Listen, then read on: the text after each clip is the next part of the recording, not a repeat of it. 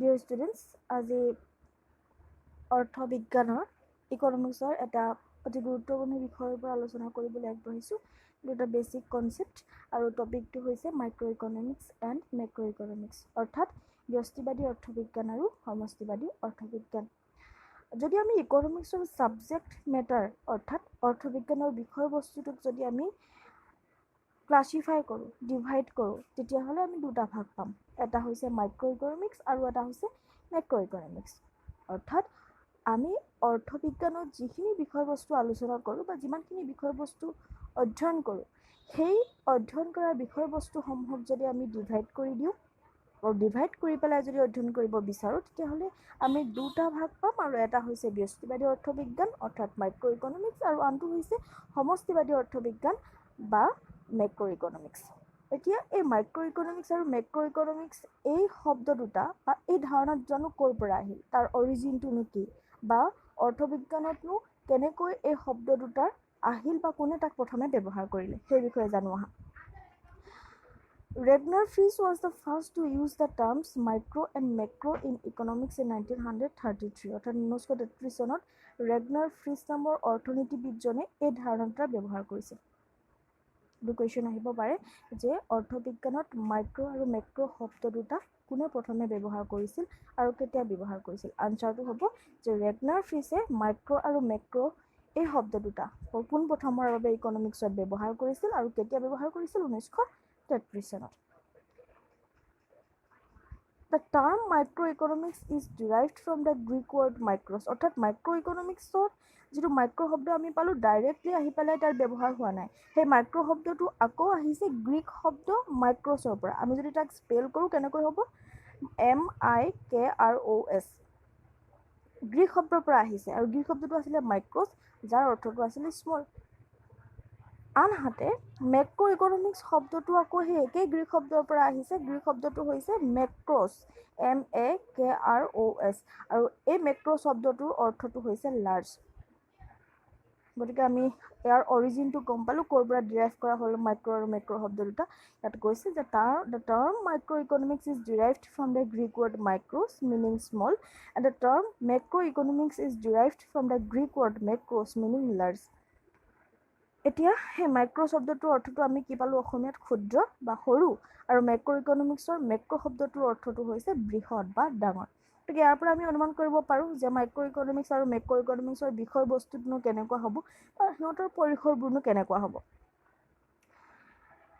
গতিকে ওপৰৰ পৰা আমি এটা কথা গম পালোঁ যে micro' economics related to the study of individual economic units, while macroeconomics is a study of the economy as a whole. কৈছে যে যিটো ব্যষ্টিবাদী অৰ্থবিজ্ঞান বা মাইক্ৰ' ইকনমিক্স, তাত কি অধ্যয়ন কৰা হয়? ক্ষুদ্ৰ অৰ্থনৈতিক গোটসমূহৰ বিষয়ে অধ্যয়ন কৰা হয়, বা স্মল ইণ্ডিভিজুৱেল ইকনমিক ইউনিটসমূহৰ বিষয়ে আলোচনা কৰা হয়। কাৰণ আমি প্ৰথমেতে গম পালোঁ যে মাইক্ৰ' শব্দটোৰ অৰ্থটো হৈছে স্মল বা সৰু, গতিকে তাৰ পৰিসৰো নিশ্চয়কৈ সৰু হ'ব।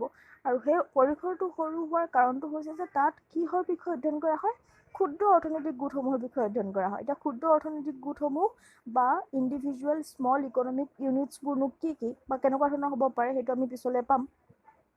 তথাপি ইয়াত এটা কথা উনুকিয়াই থওঁ যে যদি আমি এজন ইণ্ডিভিজুৱেল কনজিউমাৰ বা এজন উপভোক্তাৰ বিষয়ে আলোচনা কৰোঁ, তেওঁৰ আচৰণ বিধিৰ বিষয়ে যদি আলোচনা কৰোঁ, নতুবা এজন উৎপাদক বা প্ৰডিউচাৰৰ বিষয়ে যদি আমি আলোচনা কৰিবলৈ যাওঁ, এখন প্ৰতিষ্ঠান বা ফাৰ্মৰ বিষয়ে আলোচনা কৰিবলৈ যদি যাওঁ, বা এটা সৰু উদ্যোগ বা ইণ্ডাষ্ট্ৰীৰ ওপৰত যদি আলোচনা কৰিবলৈ যাওঁ, তেতিয়া কি হ'ব? সেইখিনি আচলতে ইণ্ডিভিজুৱেল ইকনমিক ইউনিটছ হ'ব, যাৰ পৰিসৰটো খুবেই সৰু।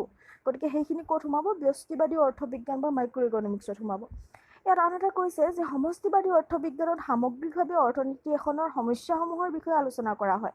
কৈছে যে মেক্ৰ' economics is a study of the economy as a whole. কিন্তু যদি আমি এখন অৰ্থনীতিৰ বিষয়ে সামগ্ৰিকভাৱে অধ্যয়ন কৰিবলৈ যাওঁ, ফৰ এক্সাম্পল আমি যদি ইণ্ডিয়াৰ কিছুমান নিৰ্দিষ্ট বিষয়, ফৰ এক্সাম্পল আমি ক'ব পাৰোঁ যে ইণ্ডিয়াৰ নেশ্যনেল ইনকাম কিমান, ইণ্ডিয়াৰ পপুলেশ্যন কিমান, বা প্ৰাইচ লেভেলটো কেনেকুৱা হৈ আছে, অৰ্থাৎ মুদ্ৰাস্ফীতি যিটোক আমি ইনফ্লেশ্যন বুলি কওঁ, সেইটো আপ ডাউন হৈছে নে ফিক্স আছে নে কেনেকুৱা ধৰণৰ হৈছে, যোৱা বছৰতকৈ এবছৰ মুদ্ৰাস্ফীতিৰ পৰিমাণটো বাঢ়িছে নে কমিছে, এই বিষয়সমূহ যেতিয়া আমি আলোচনা কৰিবলৈ যাম, সেইবোৰ আচলতে ব্ৰডাৰ কনচেপ্ট হয়, ডাঙৰ ডাঙৰ বিষয়। গতিকে সেই সকলোখিনি ক'ত সোমাব সমষ্টিবাদী অৰ্থবিজ্ঞানত সোমাব অৰ্থনীতি এখনৰ সমস্যাসমূহৰ সামগ্ৰিক আলোচনা কৰা হয় মুদ্ৰাস্ফীতিটো এটা সমস্যা হয় পপুলেশ্যনৰ যিটো এক্সপ্ল'জন যিটোক আমি কওঁ জনসংখ্যাৰ বিস্ফোৰণ সেইটো এটা সমস্যা হয় দেশৰ ৰাষ্ট্ৰীয় আয় যদি কমে বা বাঢ়ে সেইবোৰ বিষয়ে আমি যেতিয়া আলোচনা কৰিম সেই সকলোখিনি ক'ত সোমাব মেক্ৰ' ইকনমিক্সত সোমাব এতিয়া আমি ডেফিনিশ্যনলৈ যাওঁ ইয়াৰ পৰা আমি অনুমান কৰিলোৱে আচলতে যে মাইক্ৰ' ইকনমিক্সৰ ডেফিনিশ্যনটোনো কি বা মেক্ৰ' ইকনমিক্স মানেনো কি তথাপিতো আমি আকৌ এবাৰ আলোচনা কৰোঁ Definition of microeconomics. Microeconomics is the study of economic actions and behavior of individual units and small groups. ইয়াত কৈছে যে যেতিয়া আমি ব্যক্তিগত যিবোৰ সৰু সৰু গ্ৰুপ বা ব্যক্তিগত যিবোৰ কি বুলি ক'ব পাৰোঁ আমি ইণ্ডিভিজুৱেল ইউনিটছ বা স্মল গ্ৰুপছসমূহৰ বিষয়ে যেতিয়া আমি আলোচনা কৰিম তেতিয়া সেইখিনি কি হ'ব মাইক্ৰ' ইকনমিক্সৰ অন্তৰ্ভুক্ত হ'ব অৰ্থাৎ আমি মাইক্ৰ' ইকনমিক্সত কিহৰ বিষয়ে আলোচনা কৰোঁ মাইক্ৰ' ইকনমিক্সত আমি ক্ষুদ্ৰ ইউনিট কিছুমানৰ বিষয়ে আমি কি কৰোঁ অৰ্থনৈতিক গোটসমূহৰ বিষয়ে আমি অধ্যয়ন কৰোঁ in other words in micro' economics we make a microscopic study of the economy অৰ্থাৎ আমি যদি কওঁ যে যিহেতু আমি সৰু সৰু বিষয়সমূহৰ পৰা আলোচনা কৰোঁ যিবোৰ খুবেই নেচেচাৰী হয় গতিকে আমি ক'ব পাৰোঁ যে এখন অৰ্থনীতিৰ যিমানসমূহ বিষয় আছে সেই বিষয়সমূহৰ সৰু সৰু গোটসমূহৰ আমি এটা সূক্ষ্ম বিশ্লেষণ কৰোঁ মাইক্ৰ' ইকনমিক্সত precisely micro' economics studies the behaviour of individual units of an economy such as individual consumer firm producer industry etcetera যদি আমি খুব পাৰ্টিকুলাৰলি যদি ক'ব বিচাৰোঁ তেতিয়া আমি ক'ব পাৰিম যে মাইক্ৰ' ইকনমিক্সত কিহৰ বিষয়ে আলোচনা কৰা হয় কিছুমান ব্যক্তিগত গোটৰ বিষয়ে অৰ্থনৈতিক গোটৰ বিষয়ে আলোচনা কৰা হয় যেনে ব্যক্তিগত উপভোক্তা প্ৰতিষ্ঠান উৎপাদক ইণ্ডাষ্ট্ৰি এইটো আমি ক'ব পাৰোঁ যে উদ্যোগ এইসমূহৰ বিষয়ে যেতিয়া আমি আলোচনা কৰিব পাৰোঁ সেইখিনি ক'ত সোমাব মাইক্ৰ' ইকনমিক্সত সোমাব therefore it is the study of a particular unit গতিকে কোৱা হয় যে মাইক্ৰ' ইকনমিক্স হৈছে কোনোবা এটা পাৰ্টিকুলাৰ গোটৰ বিষয়ে আলোচনা কৰা হয় য'ত এইটো হৈছে পাৰ্টিকুলাৰ ইউনিটৰ বিষয়ে আলোচনা কৰা এটা বিজ্ঞান rather than all units combine together rather than means আমি সেইটো বিষয়ে আলোচনা নকৰোঁ আমি কেইবাটাও গোটক একেলগে আলোচনা কৰাৰ সলনি সেই গোটসমূহক পাৰ্টিকুলাৰলি এটা এটাকৈ আমি যেতিয়া অধ্যয়ন কৰিম সেইটোৱে কি হ'ব মাইক্ৰ' ইকনমিক্সত সোমাব এতিয়া অসমীয়াত ইয়াৰ সংজ্ঞাটো কেনেধৰণৰ হ'ব মই জাষ্ট পঢ়ি দিছোঁ আগৰ কথাখিনি একেখিনিয়ে যে ব্যষ্টিবাদী অৰ্থবিজ্ঞান হৈছে অৰ্থনীতি তত্ত্বৰ সেইটো ভাগ য'ত ক্ষুদ্ৰ অৰ্থনৈতিক গোটসমূহৰ কাৰ্যকলাপ আৰু আচৰণ অধ্যয়ন কৰা হয় অন্য শব্দত ক'বলৈ গ'লে ব্যষ্টিবাদী অৰ্থবিজ্ঞানত কোনো এখন অৰ্থনীতিৰ ক্ষুদ্ৰ অৰ্থনৈতিক গোটসমূহৰ সূক্ষ্ম পৰ্যালোচনা কৰা হয় মূলতঃ ব্যষ্টিবাদী অৰ্থবিজ্ঞানত অৰ্থনৈতিক পদ্ধতিটোৰ ব্যক্তিগত অংশসমূহ যেনে উপভোক্তা উৎপাদক প্ৰতিষ্ঠান নাইবা উদ্যোগ ইত্যাদিৰ আচৰণ অধ্যয়ন কৰা হয় ইয়াত গাইগুটীয়াভাৱেহে ব্যক্তি নাইবা প্ৰতিষ্ঠানৰ আচৰণ অধ্যয়ন কৰা হয় ইয়াত সামগ্ৰিকভাৱে অধ্যয়নৰ স্থান নাই ইয়াত এটা কথা আছে যিটো কথা অকণমান আলোচনা কৰাটো প্ৰয়োজনীয় হ'ব ইয়াত এটা কথা ক'লে যে অৰ্থনৈতিক গোটসমূহৰ আচৰণ আমি গম পালোঁ যে অৰ্থনৈতিক গোট বা ইকনমিক ইউনিটসমূহ হ'ল যে কনজিউমাৰ হ'ব পাৰে যিটোক আমি উপভোক্তা বুলি কওঁ প্ৰডিউচাৰ হ'ব পাৰে উৎপাদক বুলি যাক আমি কওঁ ফাৰ্ম যাক আমি প্ৰতিষ্ঠান বুলি কওঁ উদ্যোগ যাক আমি ইণ্ডাষ্ট্ৰি বুলি কওঁ এতিয়া এইসমূহৰনো আচৰণবিধি কেনেকুৱা হ'ব ইকনমিক্সত আমি কনজিউমাৰৰ উদাহৰণটো ল'লোঁ উপভোক্তাৰ উদাহৰণটো ল'লোঁ যে এজন কনজিউমাৰৰনো আচৰণবিধি কেনেকুৱা ধৰণৰ হ'ব পাৰে বা কেনেকুৱা চিটুৱেশ্যনতনো তেওঁৰ আচৰণবিধি চেঞ্জ হ'ব পাৰে আমি এটা কথা জানো যে কনজিউমাৰে কি কৰিব বিচাৰে তাৰ মূল উদ্দেশ্যটোৱে হৈছে যে কেনেকৈ তেওঁ মেক্সিমাম ছেটিছফেকশ্যন পাব পাৰে যেতিয়া এজন কনজিউমাৰ বা উপভোক্তাই কোনো এটা বস্তু উপভোগ কৰিব কনজিউম কৰিব তেওঁৰ মূল লক্ষ্যটো হ'ব যে সেই বস্তুটো উপভোগ কৰি তেওঁ সৰ্বাধিক ছেটিছফেকশ্যন মানে যিটোক আমি অসমীয়াত কি বুলি কওঁ ছেটিছফেকশ্যন মানে সুখ সৰ্বাধিক সুখ তেওঁ সন্তুষ্টি কেতিয়া তেওঁ লাভ কৰিব সেইটোৱে তেওঁৰ মূল উদ্দেশ্য যে সৰ্বাধিক সন্তুষ্টি লাভ কৰাটোৱে তেওঁৰ মূল উদ্দেশ্য তেনেকুৱা অৱস্থাত ধৰা তেওঁ যিটো বস্তু কনজিউম কৰি আছিলে সেইটো বস্তুৰ দাম চেঞ্জ হৈ গ'ল প্ৰাইচো চেঞ্জ হৈ গ'ল যদি তেওঁ উপভোগ কৰি থকা বস্তুটো যিটো তেওঁ খুব ভাল পায় সেই বস্তুটোৰ প্ৰাইচটো যদি বাঢ়ি যায় তেওঁৰ আচৰণ কেনেকুৱা হ'ব ডিমাণ্ড থিয়ৰীৰ মতে বা চাহিদা বৃদ্ধিৰ মতে এটা কথা আমি জানো যে যেতিয়া কোনোবা এটা বস্তুৰ দাম বাঢ়িব তাৰ চাহিদা কমিব কিন্তু সেই মানুহজনে সেইটো সময়ত কেনেকুৱা ধৰণৰ আচৰণ কৰিব সেইটো বিভিন্ন ধৰণৰ বস্তুৰ ওপৰত ডিপেণ্ড কৰিব বিভিন্ন ধৰণৰ বিষয়বস্তুৰ ওপৰত ডিপেণ্ড কৰিব যদি সেই বস্তুটো কেনেকুৱা ধৰণৰ বস্তু সেইখিনি আমি ডিটেইলছত ডিমাণ্ড থিয়ৰীত পঢ়িবলৈ যাম গতিকে আচৰণবিধিটোত কি হ'ব যে উপভোক্তাজন বা কনজিউমাৰজনৰ ইনকাম চেঞ্জ হ'ব তেওঁৰ ইনকাম বাঢ়িলে তেওঁ যিবোৰ বস্তু ভাল পায় যিবোৰ বস্তু তেওঁ কিনি আছে সেইবোৰৰ প্ৰতি তেওঁৰ ডিমাণ্ডটো কেনেকুৱা হ'ব বস্তুটোৰ উপভোগ কৰি থকা বস্তুটোৰ যেতিয়া প্ৰাইচটো বাঢ়িব তেতিয়া তেওঁৰ ৰিয়েকশ্যন কেনেকুৱা হ'ব ঠিক তেনেকৈ উৎপাদক এজন বা প্ৰডিউচাৰ এজনৰ কথা যদি আমি ক'বলৈ যাওঁ যে তেওঁ কোনোবা এটা বস্তু প্ৰডিউচ কৰি আছে, উৎপাদন কৰি আছে, তেনেকুৱা অৱস্থাত সেই বস্তুটো উৎপাদন কৰিবলৈ যাওঁতে যিমানখিনি মেটেৰিয়েলছ বা আহিলাৰ প্ৰয়োজন হয়, সেই আহিলাখিনিৰ দাম যদি বাঢ়ি যায় তেওঁৰ উৎপাদনত কেনেকুৱা ধৰণৰ প্ৰভাৱ পৰিব, তেওঁৰ প্ৰডাকশ্যনটো বঢ়াব নে কমাব, সেই সকলোখিনি আচলতে কি হ'ব প্ৰডিউচাৰৰ ৰিয়েকশ্যন বা আচৰণৰ ভিতৰত পৰিব। তেনেকৈ প্ৰতিষ্ঠান বা উদ্যোগসমূহৰো নিৰ্দিষ্ট কিছুমান আচৰণবিধি আছে। গতিকে এইখিনিয়ে যে সিহঁতৰ আচৰণনো কি সেইটো কথা মই জাষ্ট তোমালোকক উল্লেখ কৰি দিলোঁ। এতিয়া আহিলে মেক্ৰ' ইকনমিক্সৰ ডেফিনিশ্যন। মেক্ৰ' ইকনমিক্সৰ ডেফিনিশ্যনটোনো কেনেকুৱা, সংজ্ঞাটো কি হ'ব? Macro' economics is the study of aggregates or averages covering the entire economy such as total employment, the national product or income, the general price level of the economy. Therefore macro' economics is also' known as aggregative economics. ইয়াত কৈছে যে এখন অৰ্থনীতিৰ সামগ্ৰিক অধ্যয়নেই হৈছে অধ্যয়ন কৰাকে আমি কি বুলি কওঁ, মেক্ৰ' ইকনমিক্স বুলি কওঁ। আৰু সামগ্ৰিক অধ্যয়নত কেনেকুৱা ধৰণৰ বস্তুবোৰ সোমাব? টোটেল এমপ্লয়মেণ্ট, এখন দেশত কিমান পৰিমাণে মানুহ নিয়োজিত হৈ আছে, নিয়োগ হৈ আছে। নেশ্যনেল আউটপুট কেনেকুৱা, যে সেইটো বছৰত কিমান বেছি প্ৰডাকশ্যন হ'ল এখন দেশত, বা ৰাষ্ট্ৰীয় আয় কেনেকুৱা, জেনেৰেল প্ৰাইচ লেভেলটো কেনেকুৱা হৈ আছে, বা মুদ্ৰাস্ফীতি আমি অকণমান আগতে যিটো কথা ক'লোঁ ইনফ্লেশ্যন কেনেকুৱা হৈ আছে, পপুলেশ্যনৰ স্থিতিটো কেনেকুৱা, এই সকলোখিনি আচলতে ক'ত সোমাব? সামগ্ৰিক বিশ্লেষণ যেতিয়া আমি কৰিম, অধ্যয়ন কৰিম, গোটেইখিনি মেক্ৰ' ইকনমিক্সত সোমাব। যিহেতু আমি তাৰ সামগ্ৰিক অধ্যয়ন কৰোঁ, গতিকে মেক্ৰ' ইকনমিক্সক এগ্ৰিগেটিভ ইকনমিক্স বুলিও কোৱা হয়, বা সমষ্টিবাদী অৰ্থবিজ্ঞানক যিহেতু আমি সামগ্ৰিক অধ্যয়ন কৰোঁ, সেইকাৰণে সমষ্টিবাদী অৰ্থবিজ্ঞানক সামগ্ৰিক অৰ্থবিজ্ঞান বুলি কোৱা হয়। এতিয়া সমষ্টিবাদী অৰ্থবিজ্ঞানৰ সংজ্ঞাটো অসমীয়াত মই এবাৰ পঢ়ি দিছোঁ। সমষ্টিবাদী অৰ্থবিজ্ঞান হৈছে অৰ্থনীতি এখনৰ কাৰ্যকলাপৰ সামগ্ৰিক অধ্যয়ন, য'ত মুঠ ৰাষ্ট্ৰীয় আয়, নিয়োগ, সাধাৰণ দৰ স্তৰ ইত্যাদি বিষয় অধ্যয়ন কৰা হয়। যিহেতু সমষ্টিগত অৰ্থবিজ্ঞানে অৰ্থনীতি এখনৰ সামগ্ৰিকভাৱে অধ্যয়ন কৰে, সেয়েহে সমষ্টিগত অৰ্থবিজ্ঞানক সামগ্ৰিক অৰ্থবিজ্ঞান বুলি ক'ব পাৰি। গতিকে আমি যেতিয়া দুটা ডেফিনিশ্যন পঢ়িলোঁ, মাইক্ৰ' ইকনমিক্স আৰু মেক্ৰ' ইকনমিক্স, এটা কথা গম পালোঁ যে মাইক্ৰ' ইকনমিক্সৰ যিটো পৰিসৰ সেইটো খুব ঠেক হয় ইন কম্পেৰিজন টু মেক্ৰ' ইকনমিক্স, অৰ্থাৎ সমষ্টিবাদী অৰ্থবিজ্ঞানৰ তুলনাত ব্যষ্টিবাদী অৰ্থবিজ্ঞানৰ পৰিসৰটো খুবেই ঠেক। এতিয়া আমি ডিফাৰেঞ্চলৈ আহোঁ। যিমানখিনি আলোচনা কৰিলোঁ তাৰ পৰা আমি অনুমানো কৰিছোঁ যে কেনেকুৱা ধৰণৰ ডিফাৰেঞ্চ আহিব পাৰে, পাৰ্থক্য থাকিব পাৰে মাইক্ৰ' ইকনমিক্স আৰু মেক্ৰ' ইকনমিক্সৰ মাজত। এতিয়া প্ৰথম ডিফাৰেঞ্চটো আমি মিনিঙৰ ক্ষেত্ৰত আহিব পাৰে, অৰ্থৰ ফালৰ পৰা যদি আমি চাবলৈ যাওঁ, সিহঁতৰ ডিফাৰেঞ্চটো কেনেকুৱা হ'ব? যে মাইক্ৰ' ইকনমিক্সত কি হয়, it studies the individual economic units of an economy. অৰ্থাৎ মাইক্ৰ' ইকনমিক্সত ব্যক্তিগত অৰ্থনৈতিক গোটসমূহ, যেনে কনজিউমাৰ, প্ৰডিউচাৰ, যিখিনি কথা আগতে ক'লোঁ, সেইসমূহৰ বিষয়ে অধ্যয়ন কৰা হয়। ইয়াত ইণ্ডিভিজুৱেল ইকনমিক ইউনিটছ অৰ্থাৎ ব্যক্তিগত অৰ্থনৈতিক গোটসমূহৰ বিষয়েহে অধ্যয়ন কৰা হয়।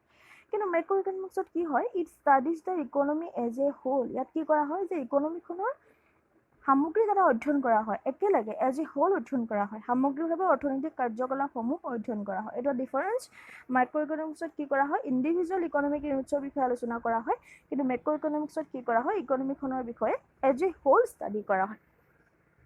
এতিয়া মাইক্ৰ' ইকনমিক্সত আমি থিয়ৰী, এইটো ছেকেণ্ড কেটেগৰীটো থিয়ৰী বুলি কোৱা হৈছে, অৰ্থাৎ দুইটা মাইক্ৰ' ইকনমিক্স আৰু মেক্ৰ' ইকনমিক্সত বেলেগ বেলেগ থিয়ৰী হিচাপেও মানে নামাংকৃত কৰা হয়।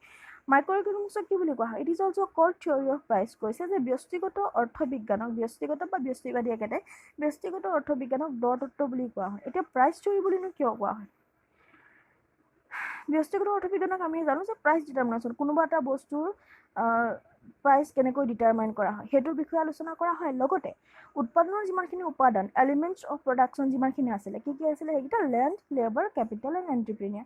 সেইখিনি বস্তুৰ কি কৰা হয়, দৰ নিৰ্ধাৰণ কৰা হয় মাইক্ৰ' ইকনমিক্সত। অৰ্থাৎ যিহেতু তাৰ মেইন থিম বুলি ক'ব পাৰা তোমালোকে, মাইক্ৰ' ইকনমিক্সৰ যিহেতু প্ৰাইচ ডিটাৰমিনেশ্যনটোক বেছি গুৰুত্ব দিয়া হয়, লাগে সেইটো গুডছৰ ক্ষেত্ৰতে হওক নতুবা এলিমেণ্টছ অফ প্ৰডাকশ্যনৰ ক্ষেত্ৰতে হওক। সেইকাৰণে কি কৰা হয় ইয়াত, যিহেতু সেইটো দৰ তত্ত্ব বুলি কোৱা হয়, কাৰণ ইয়াত প্ৰাইচ ডিটাৰমিনেশ্যনৰ ওপৰত বিশদভাৱে আলোচনা কৰা হয়। কিন্তু মেক্ৰ' ইকনমিক্সক কি বুলি কোৱা হয়, ইনকাম এণ্ড এমপ্লয়মেণ্ট থিয়ৰী বুলি কোৱা হয়। It is also' called theory of income and employment, কাৰণ ইয়াৰ মূল বিষয়বস্তুটো হৈছে আয় আৰু নিয়োগ নিৰ্ধাৰণ কোনোবা এখন অৰ্থনীতিৰ। সেইটো কাৰণে ইয়াক কি কোৱা হয়, আয় আৰু নিয়োগ তত্ত্ব বুলিও জনা যায়। চেণ্ট্ৰেল প্ৰব্লেম, কেনেকুৱা ধৰণৰ কেন্দ্ৰীয় সমস্যাৰ ওপৰত আলোচনা কৰা হয়। মাইক্ৰ' ইকনমিক্সত কি কোৱা হয়, সিহঁতৰ চেণ্ট্ৰেল যিটো প্ৰব্লেম বা ইছ্যু, সেইটো হৈছে allocation of resources and price determination, অৰ্থাৎ সম্পদৰ বিতৰণ বা আবণ্টন আৰু কি কৰা হয়, প্ৰাইচ ডিটাৰমিনেশ্যন। এইকেইটা হৈছে মূল সমস্যা বা এইকেইটা বিষয়ে কি কৰা হয়, মাইক্ৰ' ইকনমিক্সত আলোচনা কৰা হয়। আৰু মেক্ৰ' ইকনমিক্সত কিহৰ বিষয়ে মূলত আলোচনা কৰা হয়, determination of overall level of output and employment অৰ্থনীতি এখনৰ সামগ্ৰিক আয় আৰু নিয়োগ নিৰ্ধাৰণৰ ওপৰত আলোচনা কৰা হয় অৰ্থাৎ কোনোবা এখন ইকনমিত অভাৰঅল আউটপুট কেনেকুৱা হৈ আছে কিমান পৰিমাণে আচলতে বস্তু প্ৰডিউচ হৈ আছে এমপ্লয়মেণ্ট কেনেকুৱা ধৰণৰ এইসমূহৰ বিষয়ে কি কৰা হয় আলোচনা কৰা হয় এইটো হৈছে চেণ্ট্ৰেল প্ৰব্লেম নেক্সট আহিলে কেনেকুৱা বিষয়ৰ লগত জড়িত হৈ থাকে micro' economics concern with what variables which variables micro' ইকনমিক্সত কি কৰা হয় মাইক্ৰ' ইকনমিক্সত ছিংগল ইকনমিক ভেৰিয়েবলছসমূহ যেনে ধৰা price demand consumer producer firm industry এনেকুৱা ধৰণৰ যিবোৰ ছিংগল ভেৰিয়েবলছ আছে অসমীয়াত ক'বলৈ গ'লে দৰ চাহিদা উপভোক্তা উৎপাদক প্ৰতিষ্ঠান উদ্যোগ এনেকুৱা ধৰণৰ যিবোৰ গাইগুটীয়া অৰ্থনৈতিক চলক আছে এইসমূহৰ বিষয়ে কি কৰা হয় মাইক্ৰ' ইকনমিক্সত আলোচনা কৰা হয় কিন্তু মেক্ৰ' ইকনমিক্সত কেনেকুৱা ধৰণৰ বিষয়ৰ পৰা আলোচনা কৰা হয় aggregates of economy such as national income aggregate savings aggregate output and employment